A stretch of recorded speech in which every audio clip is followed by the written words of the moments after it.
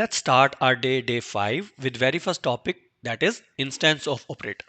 What is instance of operator and why we need to use it?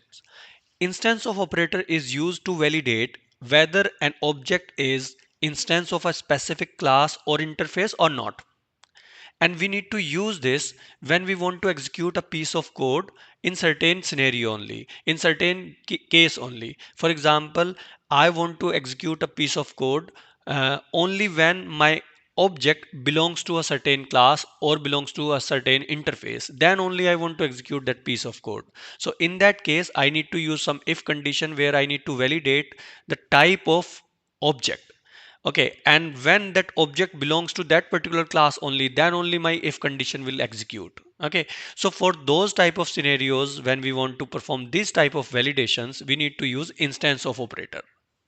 As you can see in the given example, I am creating a child class object here, and then I am validating whether this child reference variable is holding an instance of child class or not.